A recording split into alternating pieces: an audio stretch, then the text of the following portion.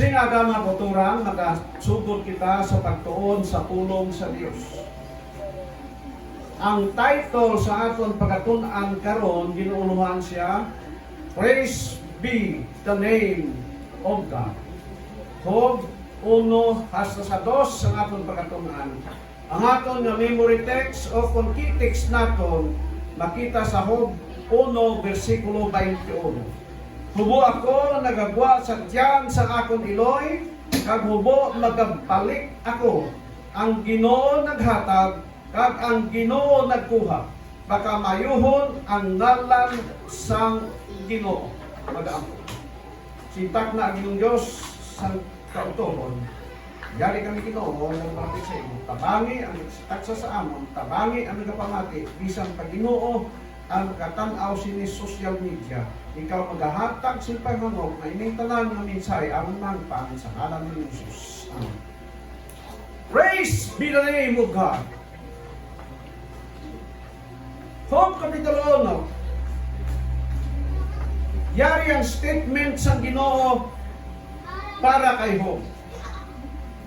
Siring sa balang kasulatan, may isa ka tao sa duta sa ulos, laging hingalanan Job, kag yadto nga tao himpit kag matarong, isa nga mahadlokon sa Dios, kag nagalikaw sang malaot.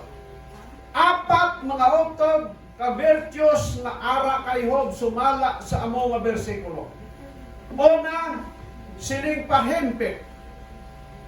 Si isa kinambalang perfect. Pero na translation na sa King James Version, kasi ibang nga versions Biblia, from original silang translation silang himpit is mature. Di mo man sing perfecto tawag. Pero si Job, mature enough sa iya nga pagkilala sa Dios. Inang pulong mature kung maturity mga autot, importante sa mga Kristohanon kaangay sa atin. Damo sa mga dentista del Sikti Mudia nga they are not matured enough. Nga angay ni mature, tungod kay sa gamay nga higayon, sa gamay nga mga kabangdangan, hindi na magalagad sa Ginoo. Ang pulong mature utod, inabalang sa atong pagkahambal, hangtong kanagit. May mga tao nga ang iyang edad 30 ka damo na, tag 50 na, tag 60 pa, pero ang iyang hunahuna ano? Dili mature, kung dili hangtong. Madaladala lang yapon sa mga huyop-huyop sa kalimutan. Si Job, siling sa mga kasulatan, himpit, ikaduha, matarong. Kasi, sino naghambal sini mga auton? Ang naghambal sini, ang Diyos mismo sa langit naghambal sini. Nga si Job, isa kataong matarong atubangan sa Diyos. Ikatatlo, siling nga diri, mahadlokon sa Diyos. Si Job nagakahadlok sa Ginoo. Bot sing ganon mga auton, bisan o ay sing nagatanaw sa iya, nagahimo siya sa mga bagay na uyon sa kabubuton sa Diyos. Ang pagkahadlok sa Ginoo mga kautoran, nagkinahanglan ini sa kinatawag naton maturity sa aton pangunahuna. May nalukon sa Diyos. Ikaapat, nagalikaw sa malaot. Tanawa, ikapat na virtue ni Job, nagalikaw sa malaot. Pagkanami na ba? Imbis na supukan nimo, imbis na magpalapit ka dito, likawin na lang na. Kaya mo na maghahatod sa imo sa impyerno mga utod. Kung may ara ka man lang likawan na hindi ka maglikaw, likawin ang malaot. Among di si Job. Versikulo 2, ang Biblia nagsiling nga si Job, may mga anak na lalaki kag anak na babae. Pila ka bilog? Ang lalaki 7, ang babae 3. Bot sing ganon, may ara si Job sing napulo kabilog ng mga bata. Inang napulo kabilog bata, nami na nakatama. Kay nga aman damo si Job sing lagaw-lagawan ng mga kabataan. hamak mo na pulo kabilog mga bata. Kag ang siling sa versikulo 3, may dako nga pagkabutang si Job. Basa na ito na versikulo 3, ang siling sa diri, ang iya pagkabutang man 7,000 nga karnero, 3,000 nga mga kamilyo, 5 kagatos nga pares nga baka, kung 5 kagatos, 1,000 gihapon, pares mo, kag 5 kagatos ka asno mabay, kag tama kadako nga pamimalay, sa bagay nga ini nga tao amo ang labigid kadako sa tanan nga katawhan sa sidlangan. Sa S mga otod, sa gingapoy ani Job, wala na sing liwan pang naggarangon nga tao nga maglabaw kay Job. Atong nagligad nga mga sinimana, nakakita ako sa telebisyon, ginsulat dito ko sa sino ang mga manggaranon na tao sa kalibutan. Sa una mga utod, ang pinakamangaranon, mga Amerikano. Karong panahon, hindi na Amerikano, French. Taga-Fransya mga utod. Kagang aton dinis Pilipinas, na apil sa top 100 na manggaranon na tao, si Manny Villar. Hiyaw, ano? Ang budget naton sa Pilipinas, pilagani, 5 trilyon sobra. Ang kapasidad ni Manny Villar, ito ang mga sila. Ang iyang kwarta. Pagkadamo, mga utod. Pero si Job sa iyong panahon, wala ginaisip ang kwarta, kundi ang pagkabutang. Mga hayop, amo man ang ila sa unang panahon. Pagkadamo, sin mga kahayupan ni Job, bus ang record nagsiling na siya ang pinakamanggaranon sa iyang lugar. Sa versikulo 4, aton makita diri, kung paano nga ang mga anak ni Job nagahiwat sila sang ilang birthday party, ginalibot nila na tanan, salin sa magulang, paadtog sa pinakamanghod, ang tanan ng mga utod ni Job, ang mga anak ni Job, ang mga lulutod, nagkanto dito sa pagpangalipay upod sa ilang mga utod. Manipayon sila. Busa, ang versikulo 5 nagsiling gihapon sa aton, nga sa tapos ang tanan ng mga batang Job sa bilog tuig, nakahimo na sa pag-celebrate sa ilang birthday party, si Job siyang kugalingon niya, nagakuha sa iyang sapat, kag pagkatapos nakadulot sing halad na sinunog, intended sa iyang mga kabataan nga pulo kumabino. Para sa nahuna niyon siya kasing-kasing, base ko ng akon mga kabataan, nagsubra na sa ilang pagsilibrar, base ang akong kabataan sa ilang kasing-kasing, nagpasubo sila sa Diyos, o sa si Job naghalad para sa iyang kabataan. Huwag sing danon mga kautoran, nga si Job isa ka responsable nga man. Responsible father. Pagkadami nga karakteristik na anak kay Job. Nabalakas siya sa iyang mga kabataan. Responsable siya para sa iyang mga kabataan spiritually and financially. Kaya naging pagdutman niya kabataan kasi sa spiritual na bagay, ginakipan niya mga kabataan sa pag-alagad sa Ginoo.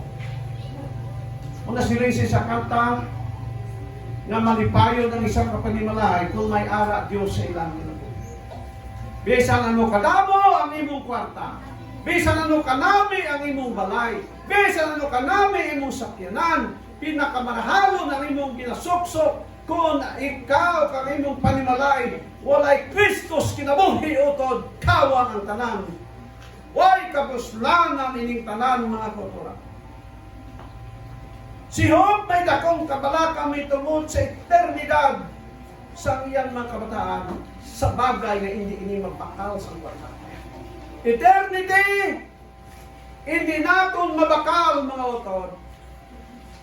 Tuhod si Job manggaranon, nalipay siya sa iyang pagkabutang, apang hindi sa kontento kundi lang kutob ang iyang magtan. Iyang ginsiguro ang iyang kabataan nga mapasiguro sa kamot sa Diyos. Kay why na sing maglabaw sini mga utod. Siling sa isa kaambahanon na binisaya, mingaw ang langit. Di ba? Ano sugpon sila?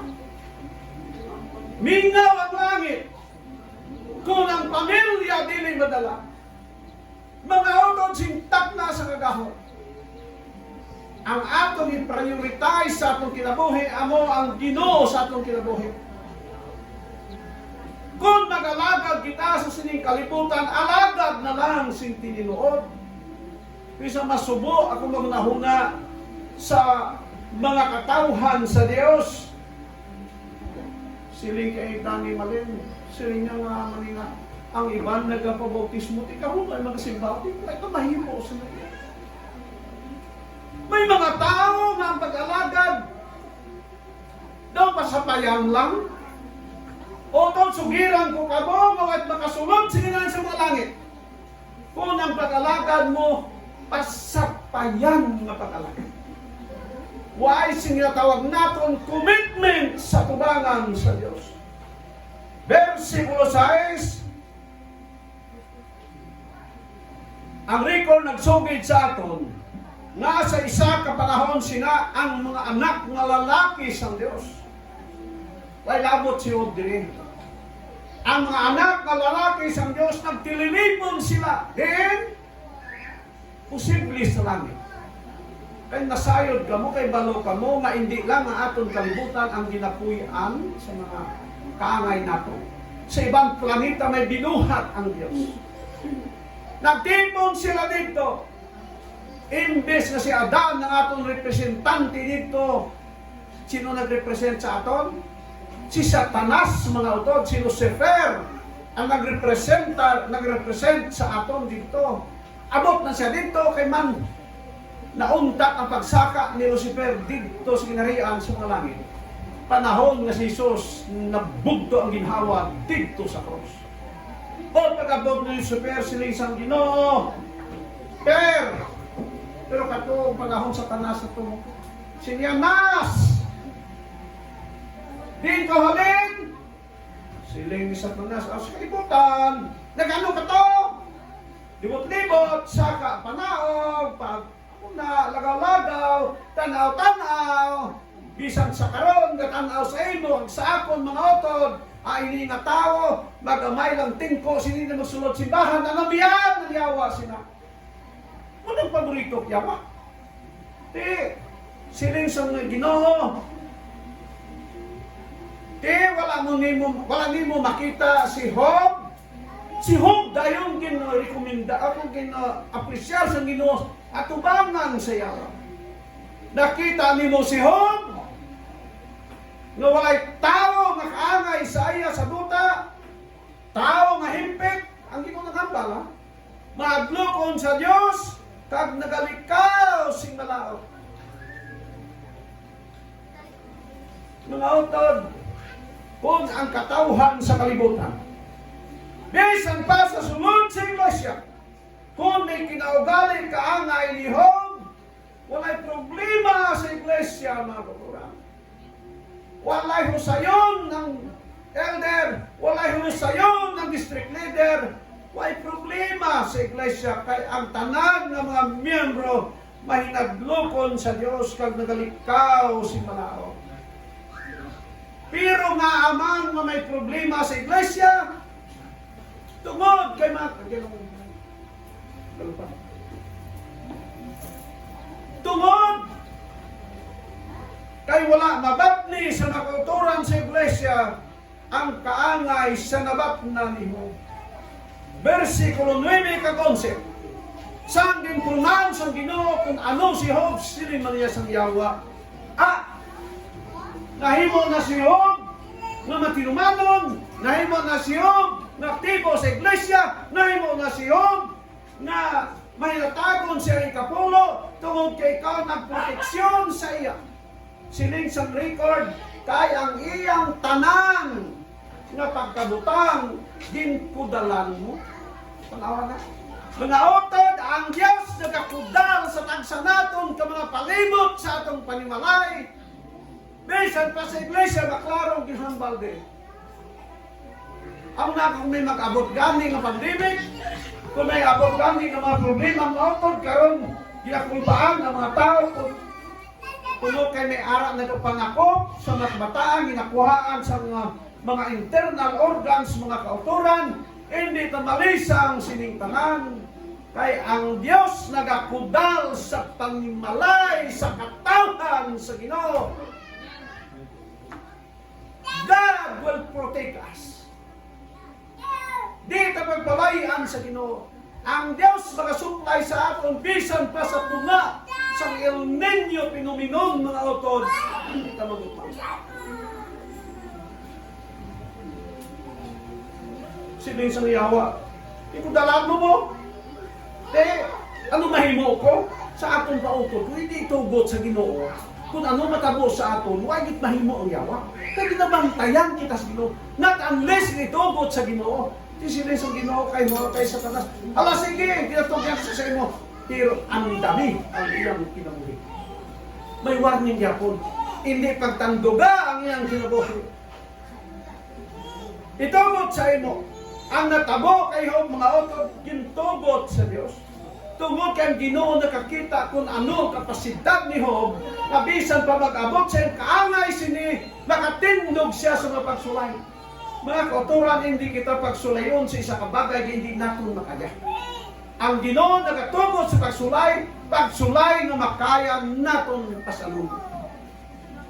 Tungod sina, hindi mo sayaw. Versikulo 3 sa 19, nag-abot ang dakong kalaminat sa kinabuhi ni Job. Sa isa kaadlaw, nagdalagan na iyang tao pakanto kay Job, sili niya, Ginoo, agalon ko.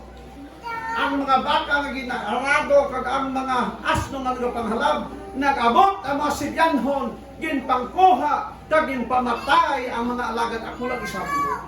Gahapo, kaabot na mga isa. Kaya Ginoo, agalon kong Job, ang mga kaudyanhon nagpamatay sa mga karnero, sa mga kamilyo, ginpanguha nila, pati ang imong mga alagad, ako lang isa na bilid buhi.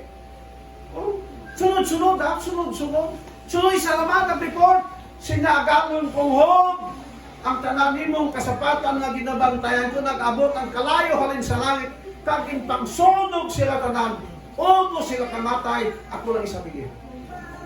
Why, pakuman, isa naman nakabot. Last, gusto mo po. Sinyagalon.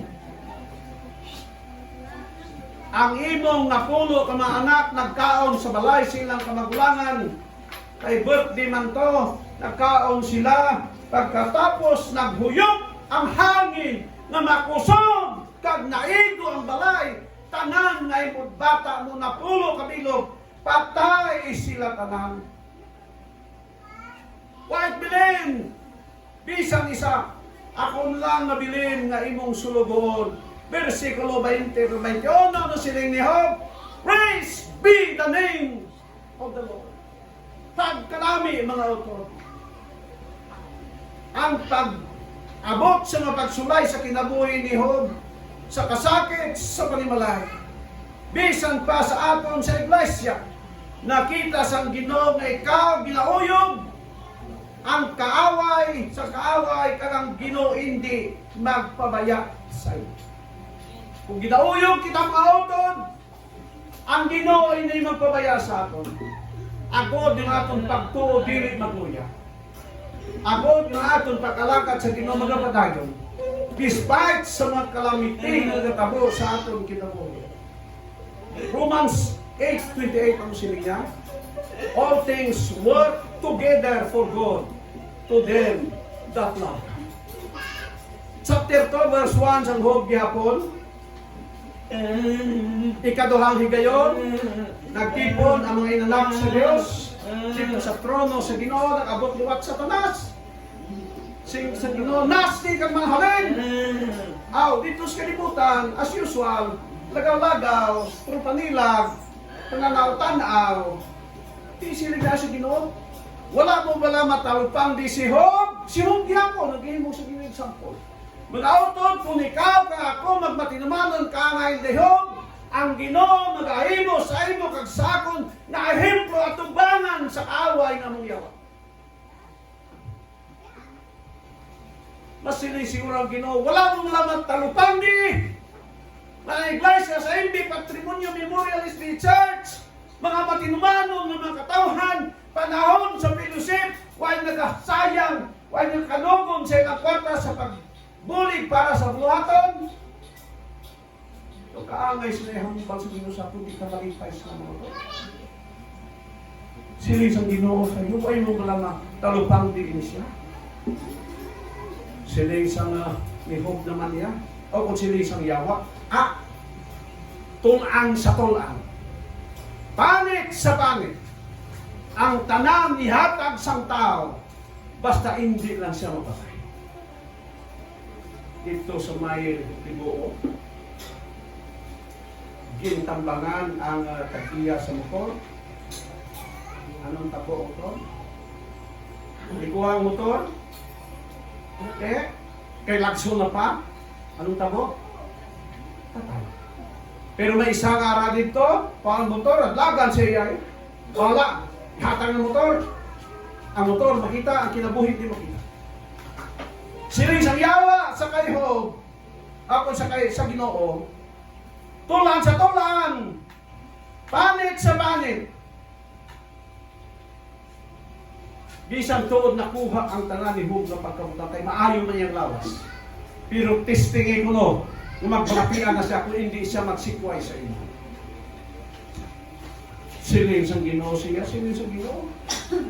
Okay. Ihatag ko sa imo ang panahon. Itugod sa imo. Pero silin sa Ginoo, halungin ang iyang kinabuhi. Para sa Ginoo, mga auto, importante ang kinabuhi sa tao. Para sa Ginoo, ikaw kung ako, mahal ang atong kinabuhi sa iyong kuha. Dag ang Ginoo, nagakabalaka sila sa ato. Tuod man, kapto dahil ng yawa. Versikulo 7, kagotso, ginhatagan si Hog, sing balatian. Kita itong balatihalin sa dapa-dapa, tato sa likudwan. Hindi ma-explicar sa siyensya kung anong klase isang sakit na nag-abot kay Hog. Kay wala pa ito masakit, nag-abot sa isa katao nga among sabto ang iyang sitwasyon. Grabe, may mga ulod nga nag-aagi siya. Pero buhi si Hog mga autor. Ang importante mga autoran, bisan mag-aagi kita sa mga balatian, ang pinaka-importante nga, buhi kita hasta karon. Siling niya sa akong siya. Kita ko ang imong mga video sa mga bati mo. Daw, patanon ka pa. Praise the Lord lang. Thank you. Kasi niya, daw kayang pati mo siguro ang 100. Kaya nga, itsura mo na bata ba? Siguro ang gamay na 100. Kaya ko yung mag-300 na edad, basta hindi lang ko mapatay. Di ba ito? Basta hindi lang mapatay, kung mapatay, tiway. Tungod sila mga utod, si Hog, ang Ginoo, nagtugok ng yawa, makahatag sa simbalatian, pero silin sa Ginoo, na hindi lang pagkuha ang iyang kinabuhi. Pag-abot sa balatian, makalilisang na balatian. Mabaho na si Hog. Pero buhi lang yapon si Hog. Versikulo 9. Ang asawa ni Hog, gingamit sa yawa. Para lang si Hog magbiyak sa pagkakas. Ano sinis ang asawa ni Hog? Versikulo 9, basahan natin dito. Yan nagsining sa iya ang iya asawa, ginahuktan pabala nimo sing maligod ang imo pagkatao. Ang statement sa asawa ni Hog, pertikanami para sa ato. Siling sang babae siya nga bana, ginahuktan pabala nimo sing maligod ang imo pagkamatao. Mga utod, para kay Hog, kag para sa katawhan sa Dios, wala na sing liwan pang bagay nga dapat naton huktan mintras na may ginhawa kita inang hulong pagkatao. Pagkatao. Bisan mawala tas kalibutan mga kauturan, hindi naton pagbayaan ang prinsipyo sa pagkatarong sa isa pa. bisan anong matabo sa atong Ginoo. Magpabilin na matarong atubangan sa Dios. Siling sa asawa niyo, hindi mo gibalain na siya masikway, hindi gibala na nimo mabiyaan.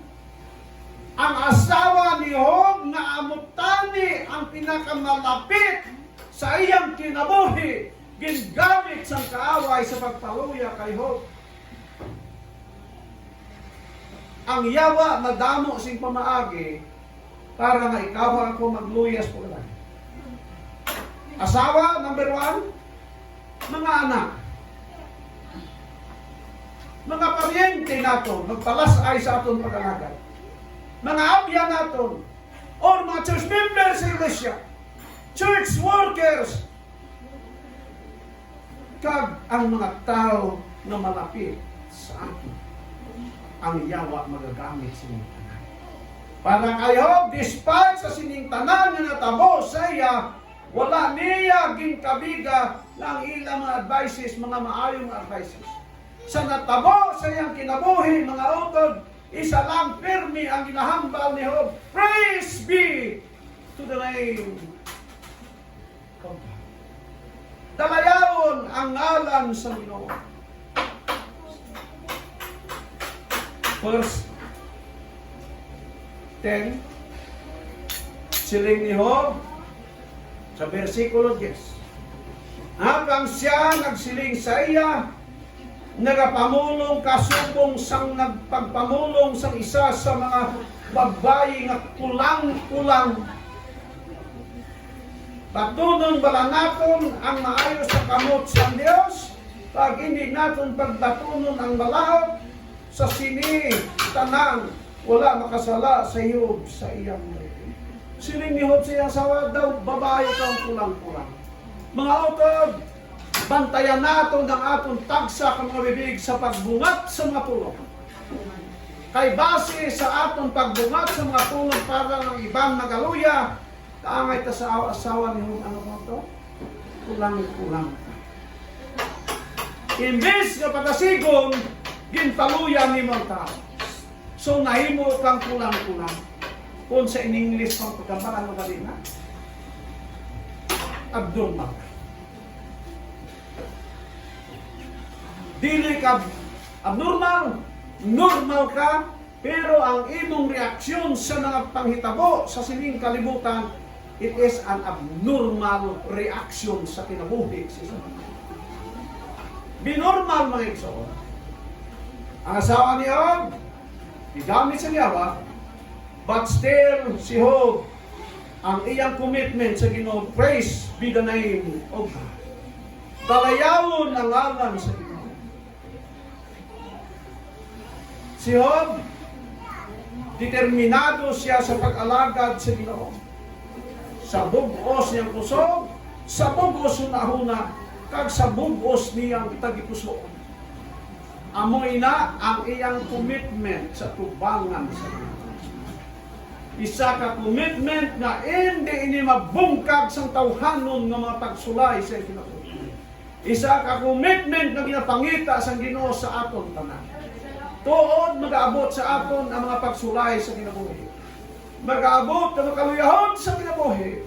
Pero dumdumon naton ang Ginoo hindi magbiya sa aton. Gintugot ini mga butang matabo sa aton kinabuhi, but still God nagatanaw siya sa aton tanan na oton. May kabalaka siya sa aton tanan. Ginapalangga kita tanan sa gimusili sa aton lesson kay na ang gugma sa Diyos nagapabilin siya makataon. Ang gugma sa Diyos nagapabilin na hindi kita mag-backslide sa pag-alagad. Sugiran ta kamo, madamo ang mga maulihi na mahauna. Madamo ang mahauna na maulihi. Apang tinguha pinaagis tabang sa Diyos. To be faithful to your God. Tangay ni Job, bisan pa nag-abot sa iya, iling kahintang sa kalisod sa iyang kinabuhi. Pero ay gid niya ginhimo maging baso ng Ginoo. Why siya na-question sa iyang pagkalingon, nga ako ng Diyos kaupod na akon, nga nataboy ni sa akon, nga ako ng Diyos at palangga sa akon, nga amoy ang akong sitwasyon karon. Financially, physically, nawala ang tanan sa kayhog, bisan pa sa iyang relasyon sa iyang asawa nagbiya pa sa iya. But still, si Job nagpabilin. Si Job sa iyang sitwasyon niya. Ang iya lang pirmi ginahambal sa iyang kinabuhi, mag-abot man ang kalisod sa iyang kahintangan, mga utot. Praise be the name of God. Ang Diyos.